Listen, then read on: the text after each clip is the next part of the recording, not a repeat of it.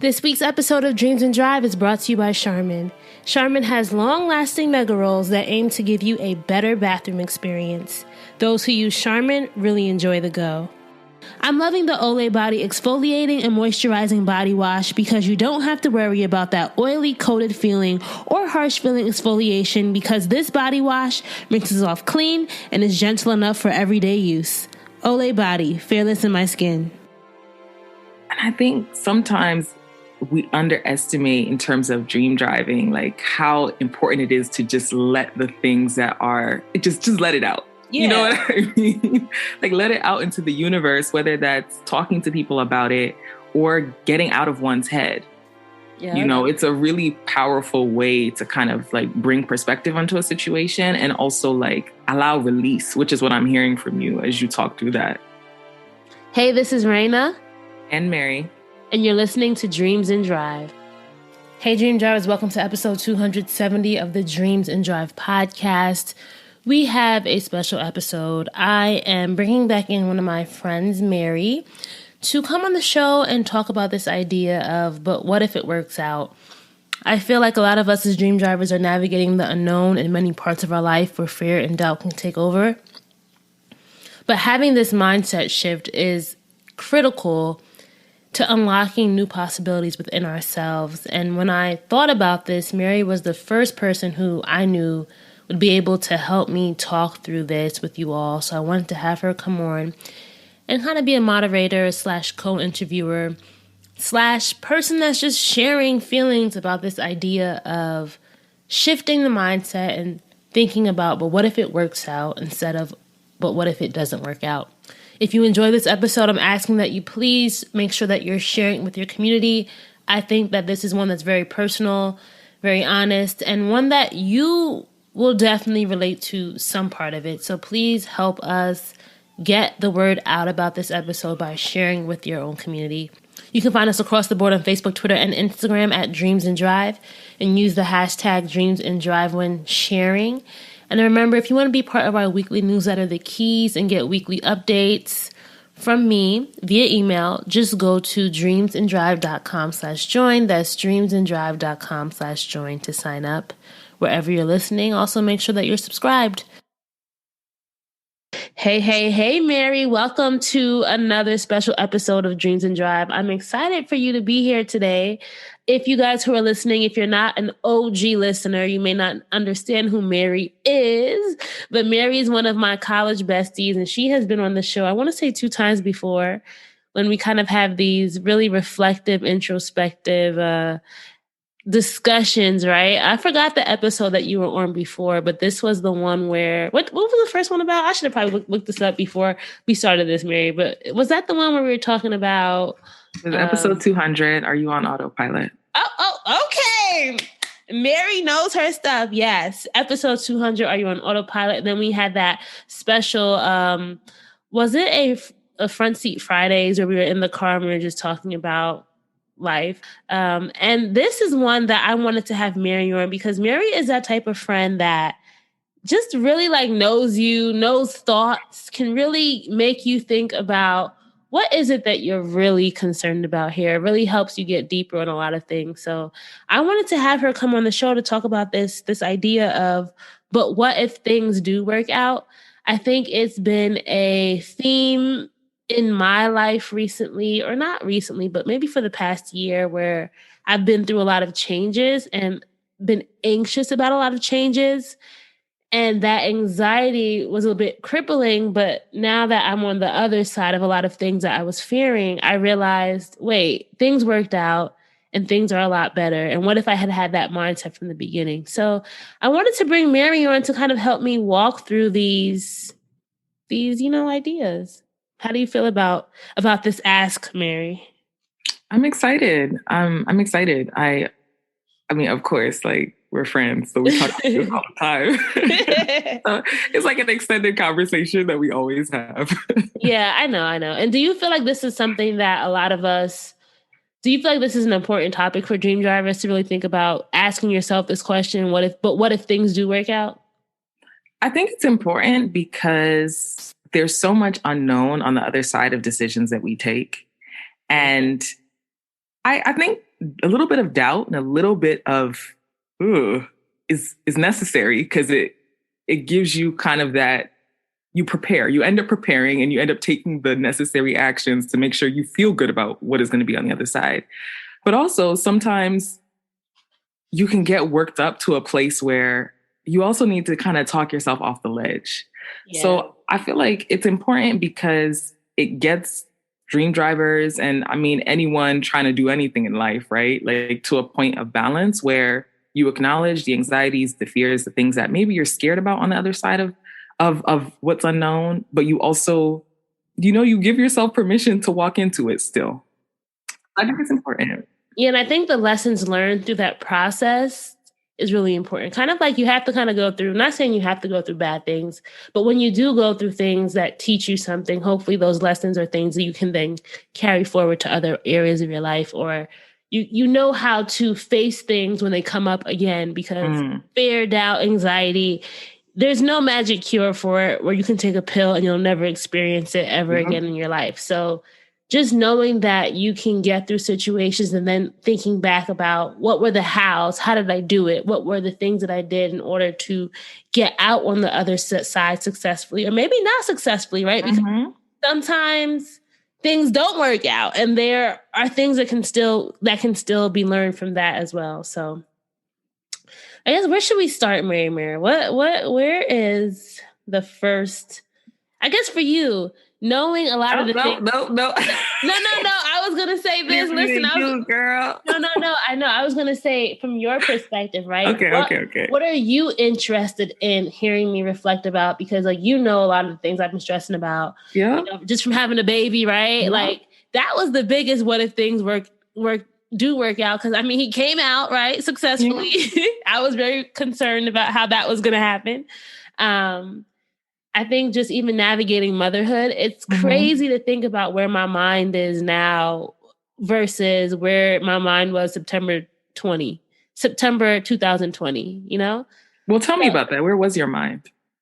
So before he was born, or I was nervous as hell. Like, first of all, just nervous about how was he going to get out? I mean, I knew mechanically how that worked, right? But just wondering, was I be able to actually do it? Would I be able to push him out? Would I be able to have this natural birth that I so desperately wanted? And the answer to that was yes.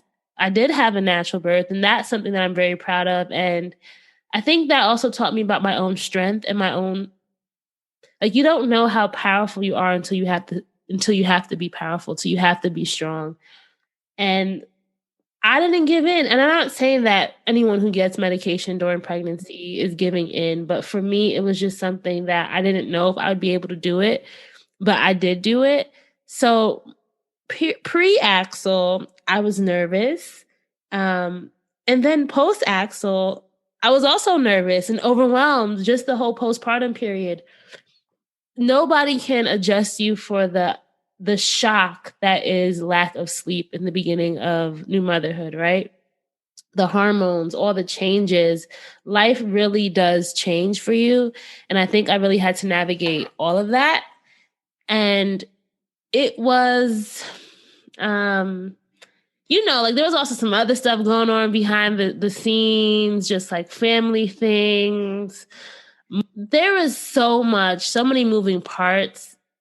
I'm kind of surprised I didn't, at least I don't think I got like postpartum depression. And I know a lot of people were worried that maybe that was something that I would experience because of just all like the crazy things that were going on and just life itself. But I don't think I did experience that. And so that's something that I'm happy about. But I was nervous. Like, will I ever figure this mother thing out? Was this the right decision? Like, what did I sign up for? Those were things that I asked myself a lot those first few weeks and months, actually. And how, like, will I ever get my life? Like, will I ever get a hold? But that's the biggest thing. Will I ever get a hold of this? Because it's kind of like things are always changing and you're feeling like you're constantly fluctuating. So for me, it's like, will there ever be a normal for me? And when you asked yourself those questions, and perhaps you still ask them, how do you usually respond? Like, how do you respond when those things kind of come up for you? How do I respond to myself or how? Yeah. Girl, I don't know. It's like, just keep going. Like, I think one of the things I said, things will get better. Like one day at a time. That is one thing I used to tell myself a lot. One day at a time, one day at a time, one day at a time. Because the thing I knew that I couldn't do was quit. Like, I couldn't just, at least for me, some mothers do decide that they can't do it anymore and they walk away. But I knew that it's kind of like, if you're sick, you still got to show up. This is the job that I can't get days off from. So it's kind of like telling myself, listen, he's not going anywhere, so you got to figure it out. And it was also me going back in and remembering all the strength and courage that it took to get him here and realizing that, all right, you got it in you, girl. Listen, if you could do that, you could do this, right? This is only temporary. Things will get better. Things will get better one day at a time. And then also not being afraid to talk about it with other people. I think that's one thing that helped me. I was an open ear. I was anybody who wanted to talk to me, y'all can hear this story, okay? I think I was so desperate to talk to people about what was going on. So for me, that was very helpful. I don't think I isolated myself with thoughts. I always had friends. I always had a support system that I could talk to. Not saying that everyone always understood me, but just being able to talk really helped a lot. More than y'all will know. And I think sometimes we underestimate in terms of dream driving, like how important it is to just let the things that are, just let it out. Yeah. You know what I mean? Like, let it out into the universe, whether that's talking to people about it or getting out of one's head. Yeah. It's a really powerful way to kind of like bring perspective onto a situation and also like allow release, which is what I'm hearing from you as you talk through that. Yeah, because you don't realize that maybe it's not the situation that is stressful. It's the thoughts surrounding the situation that are stressful. So just talking about it, like you said, that release, it's really like you feel a physical difference when you can let it out. It's actually as if those thoughts were taking up space in your body. And now you're a little bit lighter, right? It would be interesting if you could weigh yourself before and after, right? Like, what if there really was I'm serious. What if there really was a difference in some kind of biochemistry that happens when you release? Because you really do feel lighter and you feel more encouraged, right? And even if it's just for a day, sometimes you just need that lift for a day so you can get through that day and then get to tomorrow, if that makes sense. 100%. Yeah, that was the biggest thing. What if motherhood does work out? What if I will figure it out? And, there were times like when he was sick and I'm like, oh my God, he's sick. I don't know what to do. But then look, 3 days later, we figured it out.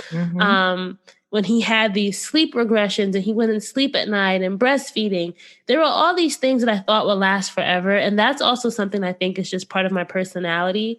My first inclination is to say, this is going to last forever, right? We'll never figure it out. I don't know why I'm so extreme sometimes, but realizing no. A baby is not going to be in a 3-month sleep regression for the rest of his life. He's going to grow up, right? So that's helped me. Then also realizing too, and even now that he's almost 9 months, I'm like, whoa, that time went by really fast.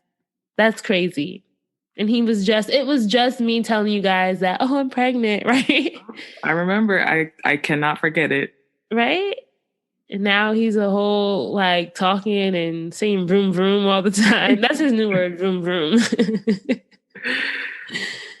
Yeah. Oh, my goodness. So, okay, at this point, what are your thoughts on motherhood and the change you've seen even just in the past 9 months?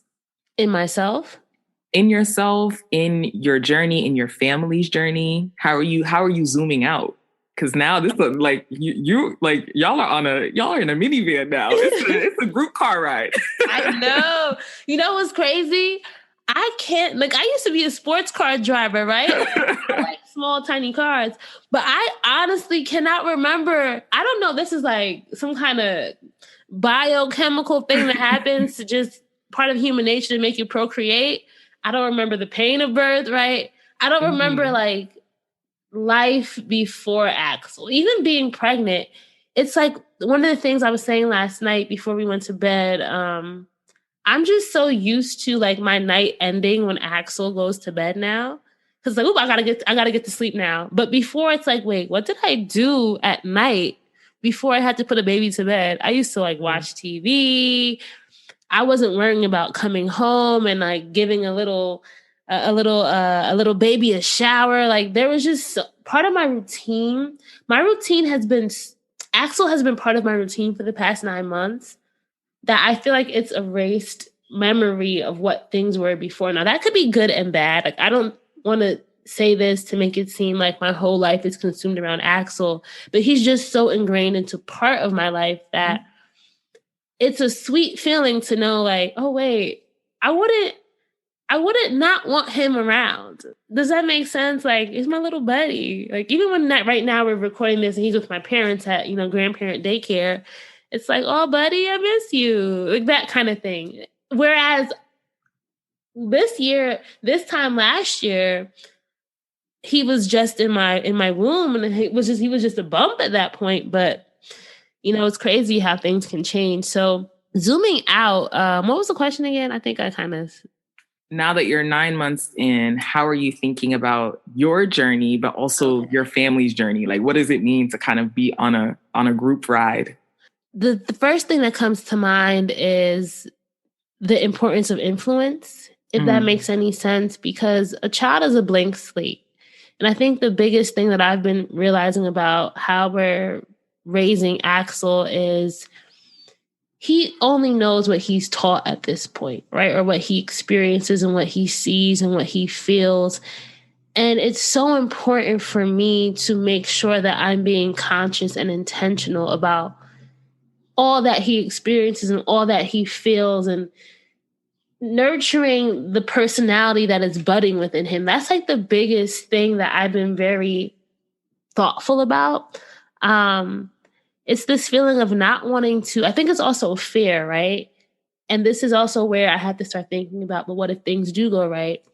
I think I have this fear of messing him up, right? Like, when you think of kids who like, they harp on, oh, my parents effed me up. Like, and I'm just like, oh, I don't want him to say that we messed him up or that he's not, that like some character flaw is because of us, right? But I also realize that at the same time, he's going to be his own person, but all we can do is just give him love and the right tools. So I never thought of myself as a teacher or as a guide. I mean, I am chief dream driver, right? But at the same time, it's kind of like I've always been telling other people's stories and being a sharer of the stories, right? When I'm thinking about myself in the car, it's more like I feel like I am a taxi. Like, hey, what do you need to go? Where do you need to go? Come hop in for this ride. But now, as a dream driver, I'm responsible for teaching the passenger how to drive, if that makes sense. It's a difference. It's a difference when you have a listener who's coming to you for inspiration and kind of like when you have to be the example. Does that make sense?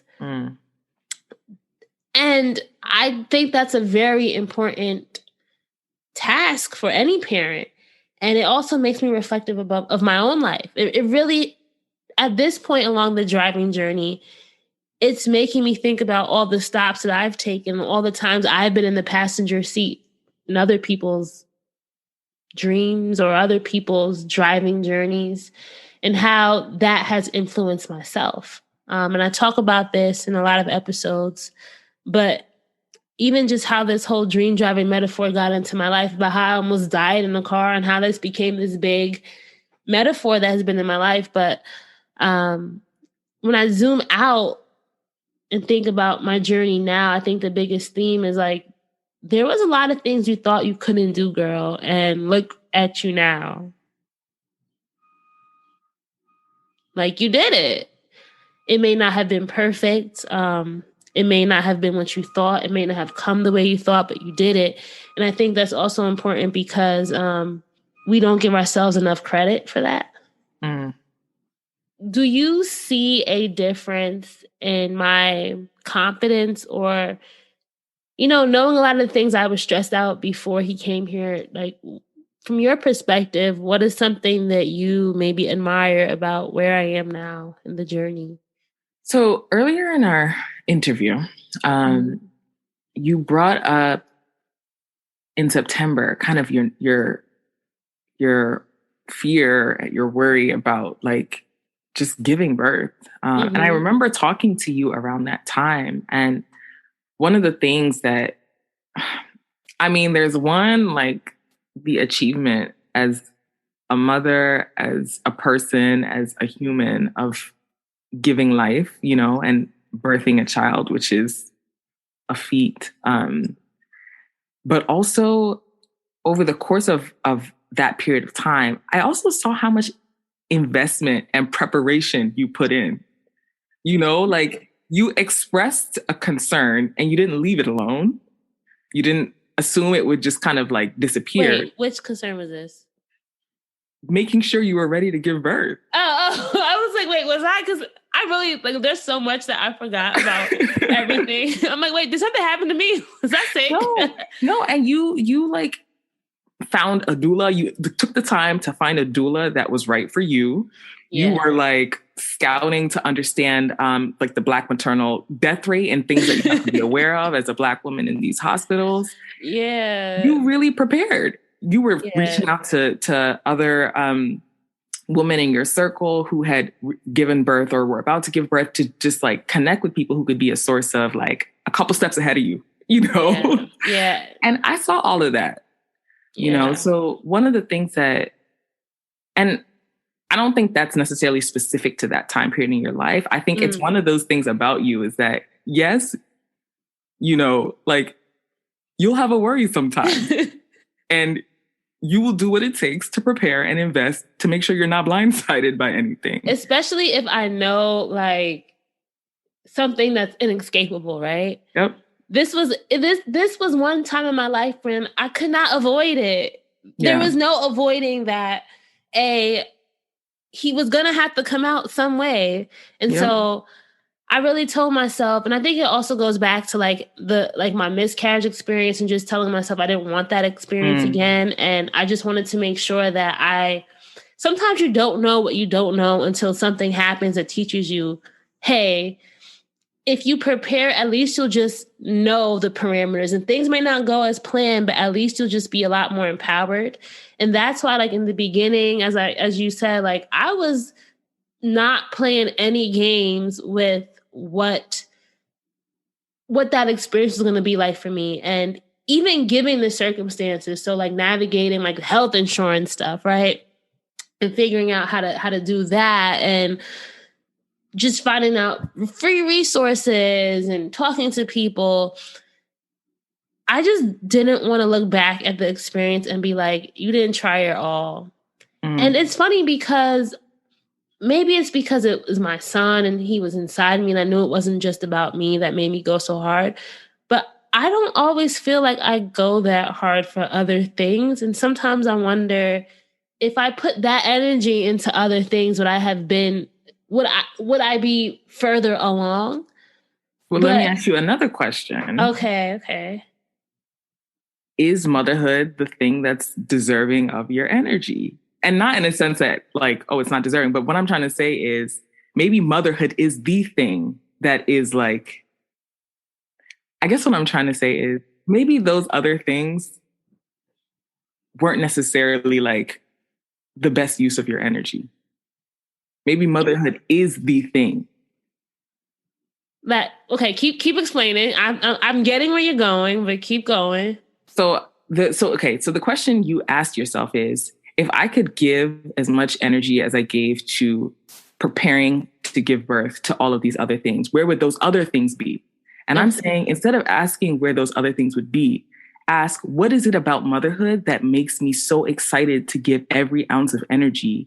What is it about making sure I can do everything I can to facilitate someone else's journey in the world. What is it about that makes it feel so natural and so easy for me to give this amount of energy to it, and then try and find that in other things? Hey, Dream Drivers. As a new mom, my shower time is also much needed me time and self-care time. It's one of the few spaces to get those must-have moments for mind and body. Plus, feeling my best helps me reach my fullest potential for the day. When you look good, you smell good, you are ready to do good. That's why I love Olay Body Exfoliating and Moisturizing Body Wash with sugar, cocoa butter, and vitamin B3. Some of the things I love about this product is that it's made with cocoa butter, which feels ultra nourishing to your skin. Also, you don't have to worry about the oily coated feeling or harsh feeling exfoliation because this body wash rinses clean and is gentle enough for everyday use. Plus, you can have a lot of trust that this product works. Olay's 65 years of beauty science is incorporated into this product with body care designed by skin experts to improve the look and feel of your skin from head to toe. You definitely need to give these Olay body washes a try. They completely changed how I thought about my body care routine in my shower.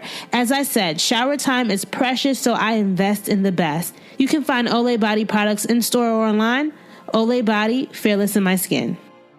This episode of Dreams in Drive is brought to you by Charmin Dream Drivers. Those who use Charmin really enjoy the go. And as you guys know, Charmin has a variety of products to satisfy your to-go needs. So what are we talking about? We're talking about our bathroom experience. That's the one thing that we all Dream Drivers have in common. All of us at one time or another have the need to go. So why not enjoy the go with Charmin? Guys, softness matters. I don't know about you, but me at home and in the bathroom, I want to make sure that I'm getting that soft experience. And Charmin has a variety of products that makes your to-go experience that much better. So there's Charmin Ultra Soft, which is irresistible cushiony softness. There's Charmin Ultra Strong for superior strength and absorbency. You know, I have a baby now, so I love wipes. You can try their Charmin flushable wipes and get the freshest clean Charmin has. And don't forget Charmin's long-lasting mega rolls. Overall, Charmin aims to give you a better bathroom experience. At Charmin, they believe that won't happen if you finish it all off with the wrong toilet paper, which is why they make toilet paper that's just right for everybody. So Dream Drivers, try Charmin and enjoy a better bathroom experience. Because I think, sorry, go ahead. No. That's making me feel emotional because hearing you say it like that, it's like this feeling. Every day I wake up and I look at Axel and I just say, like, I just love you so much. Mm-hmm. And I'm not saying I never felt like love like that, but I feel like when I don't know, I just look at him as this pure spirit that he just deserves it. I don't know. It's just like, I don't know if it's like the actual motherhood instinct, but it's kind of like, you know, people say like, I would die for my kid. Like there's never been a time where when people say that, I'm like, yo, would you really die for your kid? But now it's like, you know, if you had to, I think motherhood has given me a shield. Not a shield, a sword. Right? Like y'all ain't messing with my baby, right? And a power that, and I think this will go into other things now that, you know, as we talk about some other things that have worked out.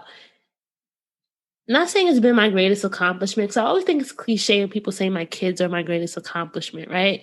But maybe my greatest feat to date, because it is so incredibly hard. And I'm not saying that other things that I've tackled have been hard, but this is hard in another level because you actually have someone's life that is dependent upon you. Someone who does not know, who just depends on you 100%. So maybe motherhood will be a defining moment for me and is one of my defining roles. And maybe I've been searching for, not that I've been searching, but maybe there has been a part of me that hadn't been unlocked yet that motherhood has unlocked. And I think in a way, like with just other things that I've been able to do now, and I don't know if we should like segue into another thing that I was stressed about was like this whole job thing, right? Because with motherhood, now we having to provide. My partner has full-time job. I've been doing Dreams and Drive part-time. Well, not part-time. I've been doing it, but I also have been heavily relying on my savings from my previous job and some freelance consulting gigs. And it's funny how this job opportunity came up. Like, I wasn't looking to be recruited. It started with me being recruited for another media company and going through that process and learning things. And then a past dream driver on the show reached out to me about an opportunity at her company. And that's how I ended up where I am now at Viacom as a marketing manager. And in my head, it's like I wanted to go back to work, but I was too worried about how that was going to work out. Like, who's going to watch Axel? Childcare and just not having access to grandparents and things I've been navigating on the family front. And part of me wanting to return, but then also feeling like, would I miss Axel? Is it bad to put your baby in daycare? Just all these things that the thought of it just the very thoughts of it would consume me and also stress me out and make me feel like, girl, just don't do anything. Just be a stay-at-home mom, right? But part of me also kind of wanted to go back out and learn new things. And not saying that me doing Dreams and Drive wasn't working, but I just kind of felt like I was just falling back on it and I could do something else. And it wouldn't be a failure if I returned to work. That was something that me and you talked about. It's all right if you got to get the job, right? Just make sure it's something that's aligned with what you want to do or know why you're doing it. So it's just so interesting. So I started the job late April, and now we're almost mid-June. And listen, I fling Axel at at his grandparents now. I'm like, bye, see you later, right? And this job is in alignment and is teaching me so much. And I feel like I'm growing. Now I got a paycheck every week. That's also very affirming, and also helps me relieve some of the stress that I had. And I have goals that I can now accomplish with that. But that was a big thing. I don't know why I didn't give myself the credit of, girl, it'll work out, especially with this job thing. People were trying to tell me it's going to be hard the first few weeks. He's going to have separation anxiety, but he'll get over it and he'll, get comfortable and babies will adjust. Babies are resilient. And I just didn't believe them. I'm like, yo, not my ex. He loves me way too much, right? He's gonna cry every single day, and he don't care about me when I drop him off. So it's like this. I don't know. That has been one of the most. Every time I think back about it, I'm like, yo, I really used to be out here at home, anxious, heart beating. 30 minutes after dropping him off, I couldn't think straight. It was a lot of separation anxiety stress just on me. And now look, I'm trusting. Maybe that's the word that I've learned in this part of the process is trusting the process and not wanting to have so much control. That is a key theme from motherhood that I've learned is you have no control. I mean, you can prepare, but at the end of the day, when you release control is when you have control, if that makes any sense. Mm-hmm. I had no control of how he would come out, but I knew I could do everything I could in order to make sure that I had the best experience. And what happens, happens, right? And I had to tell myself, all right, girl, try. Your parents said they'll help you out. Drop him off, do it, increments and increments. So what we did to prep for it was every day we added an hour that he stayed there the week before I started. And that helped because by the end of the week, he was a lot more adjusted and, he was learning too. But I had to let go of, I had to also say, you're going to be uncomfortable. And sorry if I'm all over the place. You're going to be uncomfortable. Stop trying to, I think that's another theme for me. And I'm getting honest with y'all, but I think it's kind of not saying when things come easy for you. I think I've talked to you about this before, is how I've always felt I never had my mama ain't had no money. He was on the street. It's kind of, you know what I mean? I feel like I've always kind of lived a privileged life in a way. And as far as I can remember, I've always excelled in things. And so I think I may not do things if I don't think I'm going to excel. Does that make sense? Mm-hmm. Yeah. So maybe that anxiety and stress of thinking, oh, I couldn't do this job is because I thought, all right, I've never done it before. I haven't excelled in it. But I had to let go of that because I had to be uncomfortable. And that's the thing that motherhood has taught me is you're going to be uncomfortable, girl. Like this is not going to be easy. That's the thing my doula kept telling me the whole time in the hospital. She kept saying, stop thinking that contractions aren't going to hurt. I'm like, is it supposed to hurt? She's like, accept that they're going to hurt. And I in the beginning, I wouldn't do it. And she could tell I was very tense. She's like, just accept it, Raina. Like this, if you can talk, they're not that bad yet. And I'm like, this isn't the worst. She's like, no, girl, it's going to get worse, but you can do it. Maybe that stuck with me. I mean, that definitely resonates with me, that concept of when you release control, you actually have control. And I don't know. I feel like that's just one of those really defining moments of adulthood when you realize you cannot will your way into everything. You cannot bend everything. You just can't. Yeah. And that moment of release is when you can actually start to get things done because you just focus on what is in your purview of control. Right. And knowing, there's this quote that I stole it from somebody who probably stole it from somebody else. Like, you are not a tree, you can move. Right. And let's say in the whole job example, it's funny because my dad was like, Raina, we really helped you because we were really concerned that you weren't going to take the job because you thought Axel was going to miss you too much. And I was like, I kind of wasn't. It's like, I forgot where I was going with this. Oh yeah. Let's say, my parents are helping me with the baby now. Realistically, they're not going to do it for the rest of their lives, right? Who knows?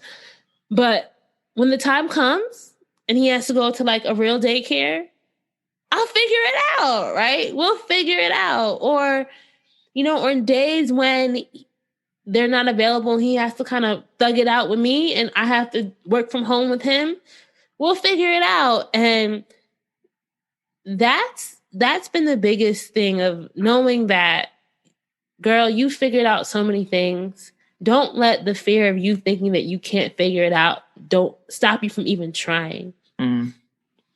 So let me ask you this. Okay, to get real with the listeners. Okay.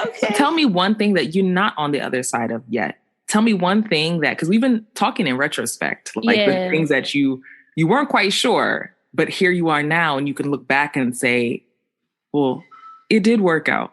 What is something that you're not on the other side of yet? And how are you thinking about it? How are you feeling about it? Okay, so two things come to mind, maybe one personal and one professional. I'll start with personal. Is like just like maybe like the living situation and trying to figure out like next steps when getting our own apartment versus living with family, right? And figuring out like buying a house versus renting. It seems so trivial and people listening like, girl, just do it. And, there are some other circumstances that health-wise, why we're in the situation we are right now. So once that situation changes and we kind of have the clearance to kind of move as we need, I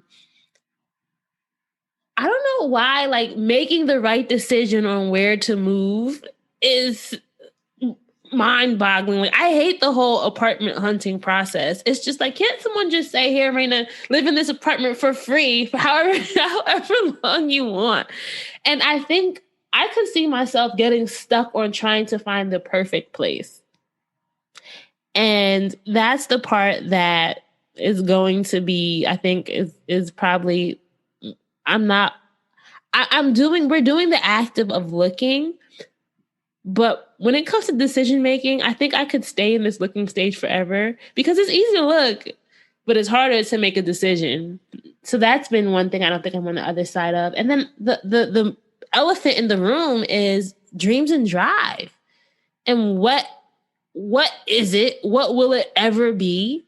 I'm in a podcast mastermind group with other podcasters, my girls, right? And sometimes I see just how much they have accomplished and other things that they're doing and how they're actually building a business around their companies and they're doing it full time. And I sometimes just feel like, not saying a loser, but I feel like I dropped the ball in expanding the vision, right? I could just do interviews for the rest of my life and be all right with it, have sponsors. But do I still want to grow Dreams and Drive into this big company with multi-platforms, with all these different, I don't know. I really don't know, Mary. And even with this job, I'm seeing how I could excel in this. Maybe I can just climb the career ladder and always have my podcast on the side. So I kind of am wondering, what is it that I like about entrepreneurship? And I'm saying that in quotes because I think I'm an entrepreneur, but maybe it was like I'm a person who had a lot of savings who could kind of pursue my passions, right? Do I want to build a business or do I want to pursue my passion and get paid from it time to time? Get paid from it time to time, right? And that's an important question because it is kind of nice just being able to log out at 5 and know that I'll have a paycheck and not feel the stress of this passion of mine has to pay the bills, right? So that's the big thing. I don't know. And I know I need to build a team in order to get to the next level, but then that seems a little bit stressful. And with the podcast world, not saying I feel like Dreams and Drive isn't special anymore, but I feel like it kind of needs a little reboot in a way, or new ideas, fresh creative start. And I don't know if I have the capacity to do it. Or maybe I haven't yet been inspired. The inspiration for what that looks like hasn't come yet. But that's not to say that it will never come. And it's also reminding me that so when did we launch? We launched in January 2016. So I'm 5 years in. In year 5 of Oprah's journey, she was still, maybe she had her show by this point, but she wasn't where she is now, right? She never knew she'd have the own Oprah Winfrey Network year 5 into her journey. So I'm only 30. I'm not life still has so many possibilities. So that's where I'm trying to just keep the light open, and tell myself that but what if things do work out? Or maybe your flower will bloom a little bit later, even though you planted it before everybody else, but that's all right. With both of these things that you've brought up, how do you feel? Okay, so for the moving thing, the personal thing, I feel excited, but just a little bit anxious. I think it's just more so just wanting to make the right choice because I know that it's a decision that doesn't only depend on me, right? And with the Dreams and Drive, I feel lots of ways. I feel sometimes envious of other people and how they're doing things. I sometimes get sad because I'm like, dang, what about me? What about this platform? I think that it's good, but what am I not doing to help accelerate that? So I can be hard on myself and then sad at the same time. So it's really a mix of things. And then it goes back to how much do I really want it? Because like you said, when I wanted a natural birth, I did everything I could to get it. I sometimes wonder, do I really want this anymore? Listen to the podcast, y'all. Don't stop listening, right? Don't stop listening. Okay, don't worry, viewers. We're going to come back full circle. I'm thinking two things, okay? So the first thing is, I'm really excited that you, first of all, shared your thoughts, your feelings, the things that you're not on the other side of yet with your listeners right here, right now. This is going to be archived and recorded for posterity, okay? In the cloud forever. get on the other side, like you can look back at a timestamp of this moment when you were in it. Like not when you were talking about it in hindsight and you have all of the highlights. Like it's different to reflect and you just pick out the highlight. It's so much easier in hindsight, right? But when you're in it and it's still like open-ended, there's so much honesty in that. And so I'm so glad this is recorded, for one, because we're gonna come back to this, viewers. Okay. But two, you said something that I wanna go in on, or not go in a negative way, but I wanted to like dig into that. You said, if this is something that I like, there's this tension between, do I not want it enough? And I think, especially for people who are creating something, right? Where there's no necessarily like a template, or even if there is a template, it's going to be different from person to person. This is a constant question, because it's like, do I just like, you just like throwing everything at this thing. And sometimes I feel like, and I'm saying this because I've also kind of had to reflect on this in my journey. Sometimes I wonder if part of it is listening to when things are not coming together and giving space for it to come up in another way. And I say that because I was having a conversation with my cousin the other day about writer's block, and she's working on this play and she's like really trying to figure out how to take it to the next level. And I'm like, if you aren't pushing through that, what if there's a reason? Like, what does it mean to listen to when in your business, practice, life, whatever it may be, it's just not quite connecting, and give space for that? And it's a fine line to walk, because you also at the same time need to be developing discipline. Mm-hmm. And I think that's the other thing you're toggling, is like, I'm not going to just like put this to the side. I need to continue refining my practice. And it's like, but how do I do that when this specific thing in its current form isn't necessarily materializing in the way I had expected? Yeah. And so you're navigating, I need to push further to stay disciplined, but also something needs to change. Yep. And you know, it's crazy, just real quick. Mm-hmm. So right now, we're recording this on a Friday. Maybe the job allowed me to also have space. So this is a time right now. I'm on a lunch right now, guys, as I'm recording this. Axel's not here. I can actually focus and have a little bit of time for myself.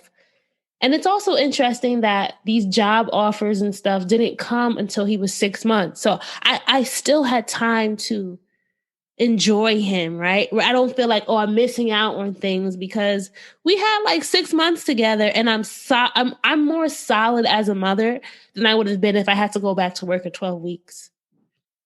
So maybe it's the quote of like, things come when they're supposed to come sometimes. Like if I was trying to do this interview right now, I would have to be wrangling a baby, trying to get into things. Like I wouldn't be 100% focused on you in this conversation.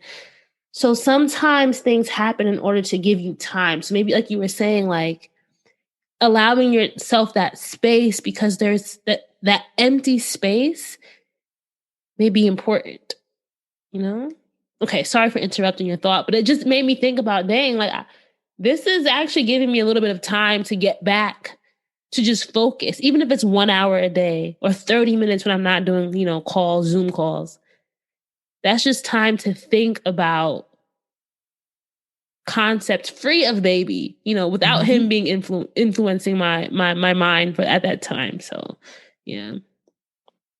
Absolutely. I mean, it's creating space for whatever form this takes while still being disciplined. Yeah. Because, I mean, like, you are 5 years in, several hundred episodes. If we just look strictly at the numbers, we can't say you have not produced a work. You know what I mean? You know what I mean? Yeah. You're right. And it's okay. Like, how is Dreams and Drive going to continue evolving? What does the discipline you're developing in this role, how does that feed into the bigger, broader vision of dream driving, which may not be explicitly to release podcasts and like, it may be another manifestation. It may be the same manifestation at a different time. Mm-hmm. But I wonder, and I'm saying this because I also find myself toggling a lot with this in some of the work that I do.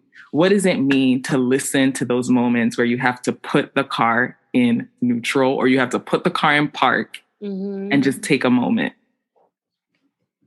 And you know what I just thought about too with that, Mary? Giving yourself an opportunity to evolve.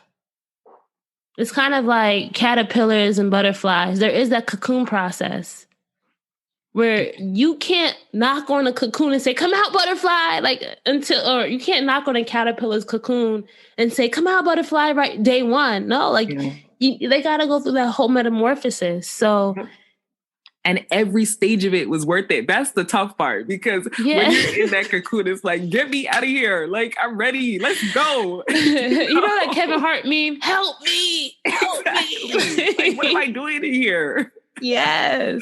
And we all live it for sure. Yeah. And then, I also just thought about Mary. I was going to send this to you earlier.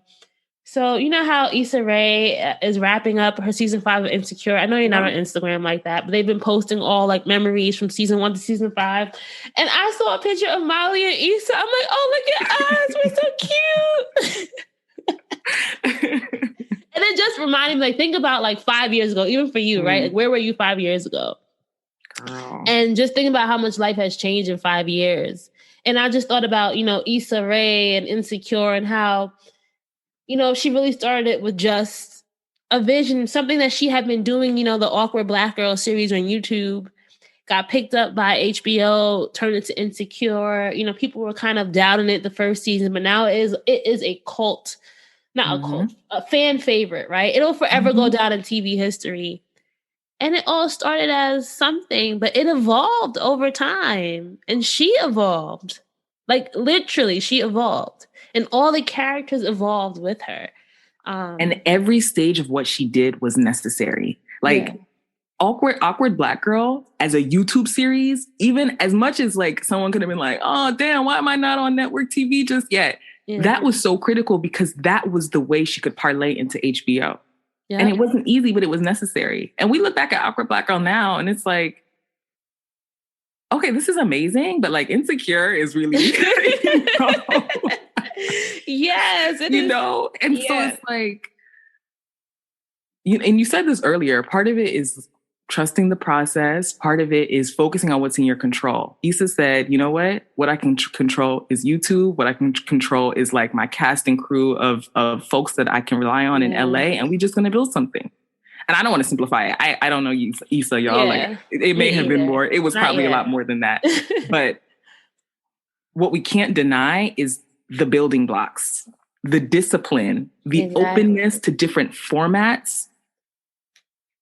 Yeah. That kind of have parlayed into what she is building and continues to build now. And we're talking about what's on the other side, man, what's on the other side for Issa? Because Insecure is ending. And it's you can't even imagine what's ahead. Yeah. It's ending, but it's not her end. Exactly. I mean, we're going to be looking 5 years from now, God willing, and look back at Insecure well, damn, that was great, but this is amazing. Insecure, what? Her little first series? This is one. Okay, Issa, where's Confidence. Come find us, please. No, but I just saw the picture of them. It was a side-by-side. I think 2016 versus their last day in the trailer. I'm oh, this is me and Mary. And it's also, if you guys know us personally, I feel like Mary has some Molly traits and I have some Issa traits. So it is.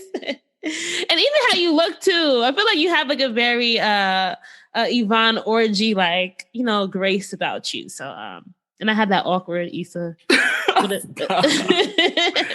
Fly style, always in a pair of kicks that are I don't know, zebra or something. You know, I got one pair of fly kicks. I just change the outfit so it looks like it's a new one. All right. Maybe this is a good part to this is a good way to and this is supposed to be a 15-minute conversation. But another big thing, a metamorphosis that I'm going through, a transformation, an evolution, is just the evolution of self. I don't feel like the same person. I hear a lot of mothers who say after they give birth, it takes time to find yourself again. physically, I feel the same. I feel like that's the one thing I will say. I feel like I had a very good recovery process.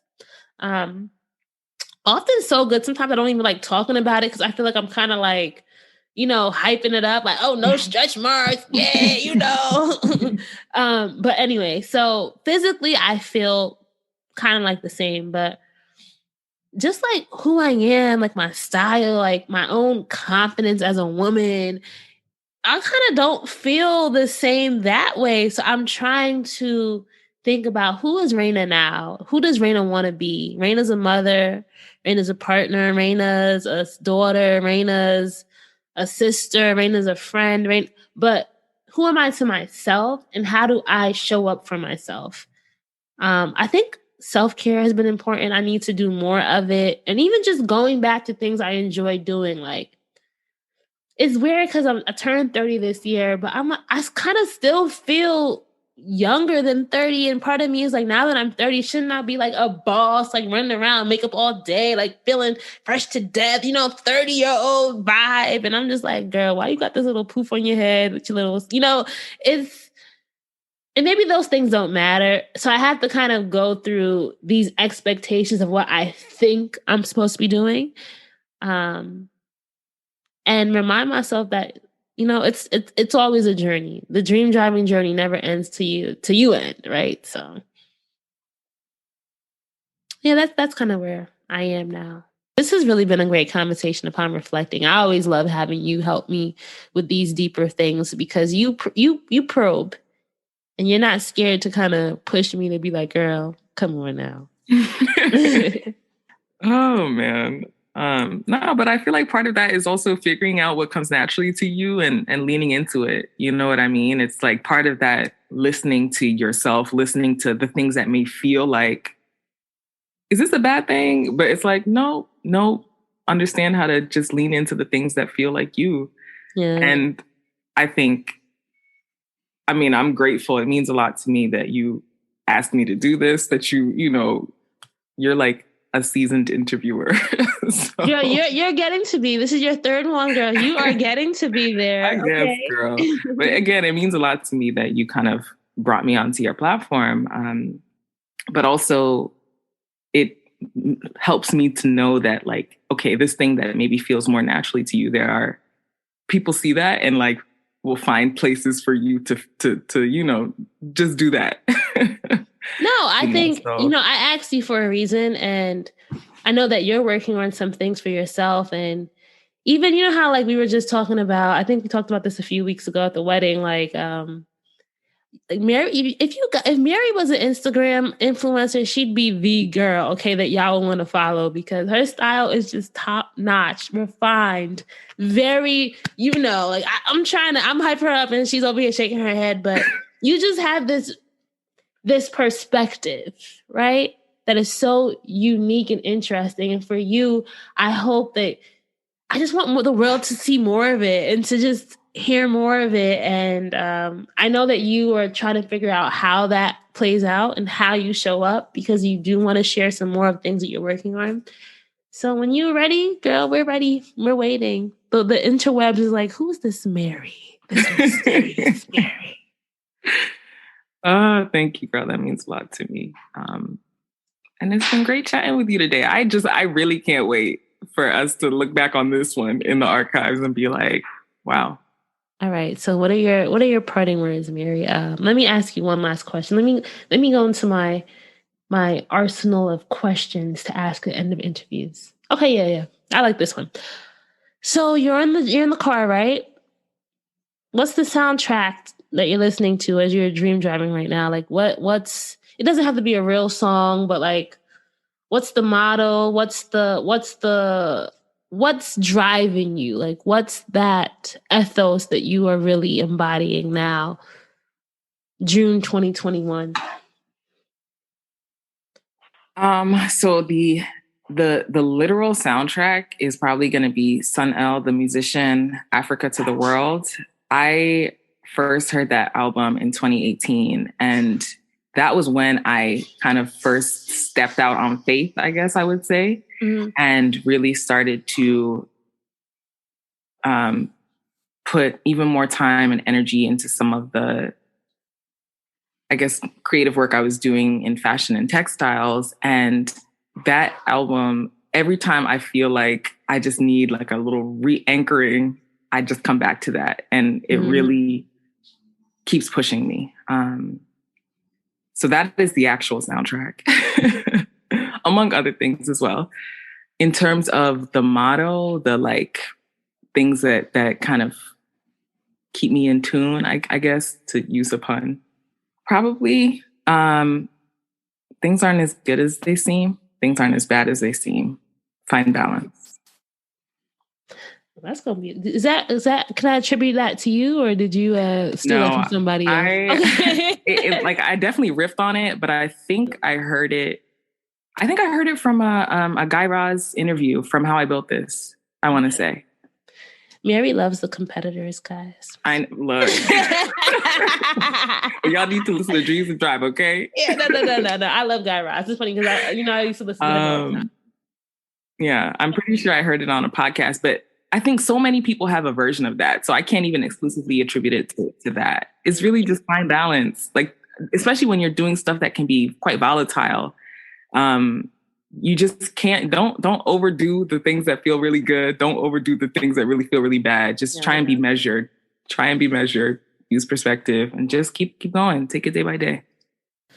All right, so that's a wrap for episode 270, guys. I hope you enjoyed hearing to me and Mary reflect on having this mindset shift of what if it does work out and all that comes along with it. It was a bit nerve-wracking talking about some of these things, but I think that it's something that we all can relate to, and hopefully you can relate to it, and hopefully you also share it with someone that you think can relate to it.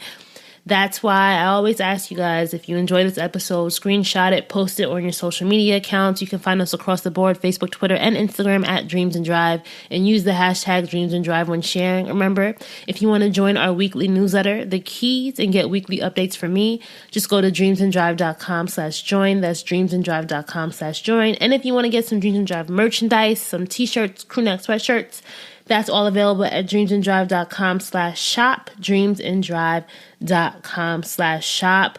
Guys, I'm always on the lookout for new stories.